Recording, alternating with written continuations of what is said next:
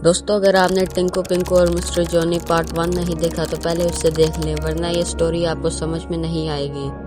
थोड़ी ही देर बाद टिंकू अपना काम खत्म कर लेता है और पिंकू को आवाज लगाता है और कहता है, उठो पिंकू, परफ्यूम लेने जाना है। तभी पिंकू उठता है और टिंकू को कहता है, टिंकू रात बहुत हो चुकी है, हम कल सुबह परफ्यूम लेने के लिए चले जाएंगे। ये सुनकर टिंकू गुस्से में आ जाता है और पिंकू को कहता है, पिंकू कल मेरी कॉलेज से मीटिंग है और मैं ऐसे उससे मिलने नहीं जा सकता। मुझे लगता है कि तुम्हारे साथ जाना ही पड़ेगा। ये कहकर पिंकू अपने बेड से नीचे उतरता है और टिंकू की ओर बढ़ने लगता है।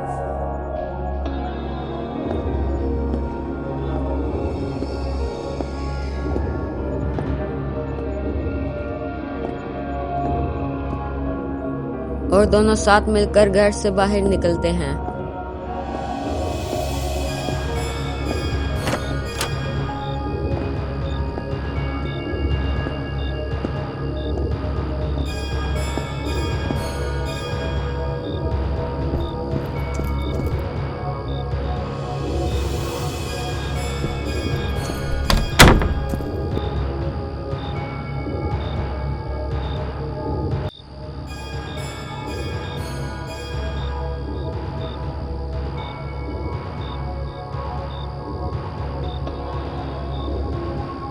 दोस्तों, टिंकू और पिंकू को नहीं पता कि आगे इनके साथ क्या होने वाला है। कहीं ये परफ्यूम के पीछे अपनी जान ही ना गंवा दें। इनको नहीं पता कि मिस्टर जॉनी लड़कियों को मारकर उनके बालों से परफ्यूम बनाता है और अगर इन दोनों ने उसका राज जान लिया तो वो इनको भी मार देगा।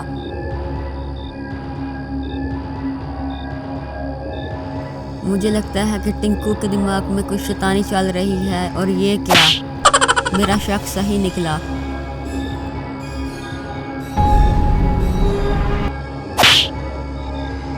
टिंकू शैतानी किए बगैर नहीं रह सकते क्या?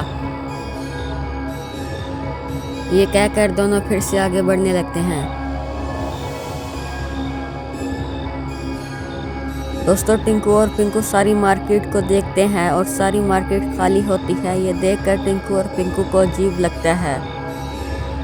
दोस्तों, थोड़ी देर चलने के बाद पिंकू और टिंकू रुक जाते हैं और तभी पिंकू टिंकू से कहता है, टिंकू वो देखो, सामने वाली दुकान की लाइटें चल रही हैं, मुझे लगता है कि वहाँ कोई होगा, चलो चलकर देखते हैं। ये कहकर दोनों उस दुकान की ओर बढ़ते हैं। दुकान पर पहुंचने के बाद टिंकू और पिंकू इधर उधर देखने लगते हैं। तभी टिंकू पिंकू से कहता है, पिंकू वो देखो, सामने वाला दरवाज़ा खुला है, मुझे लगता है कि दुकानदार नीचे होगा, चलो उसको चलकर बुलाते हैं।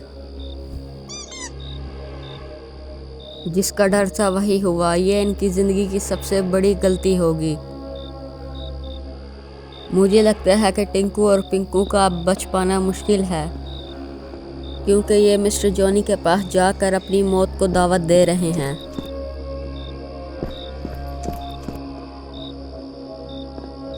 नीचे उतरने के बाद टिंकू और पिंकू बेसमेंट में पहुंच जाते हैं।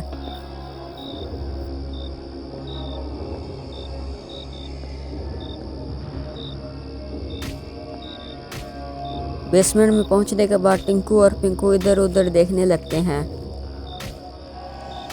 और तभी पिंकू टिंकू से कहता है, टिंकू क्या तुम्हें कोई आवाज़ आ रही है? हाँ पिंकू, मुझे मीट काटने जैसी आवाज़ आ रही है। चलो चलकर देखते हैं कि ये आवाज़ कहाँ से आ रही है। ये कहकर टिंकू और पिंकू आवाज़ की ओर बढ़ने लगते हैं। और तभी टिंकू की नज़र अपने बाएं तरफ रखी कैन पर पड़ती है और वो उस कैन की ओर बढ़ता है। और तभी पिंकू टिंकू से कहता है, पिंकू कहाँ जा रहे हो? ये देखकर टिंकू वहाँ से दौड़ लगा लेता है और पिंकू के पास जाता है और कहता है, पिंकू वहाँ किसी लड़की का कटा हुआ सर पानी में तैर रहा है, ये जगह सही नहीं है, चलो यहाँ से निकलते हैं। तभी वो मीट काटने जैसी आवाज़ फिर आने लगती है और टिंकू पिंकू से कहता है, पिंकू वो मीट काटने जैसी आवाज़ सामने वाले कमरे से आ रही है। पिंकू चलो चलकर देखते हैं कि वहाँ क्या हो रहा है। ठीक है टिंकू, तुम खुद भी मरोगे और मुझे भी मरवाओगे। टिंकू, अगर वहाँ कोई गड़बड़ हुई तो हम पुलिस को इन्फॉर्म कर देंगे। ये कहकर टिंकू और पिंकू चुपके से उस कमरे की ओर बढ़ते हैं।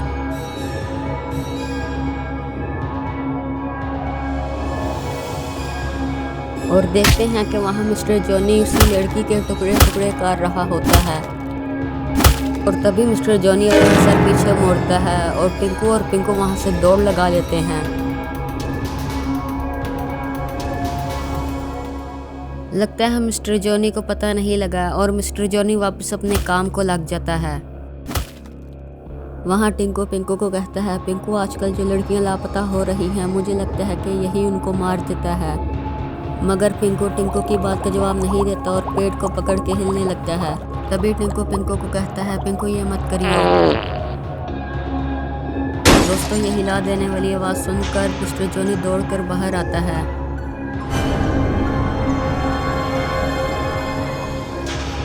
दोस्तों, अब क्या होगा? क्या टिंकू और पिंकू मिस्टर जॉनी के हाथों बच पाएंगे या फिर नहीं? ये हम देखेंगे पार्ट 3 में।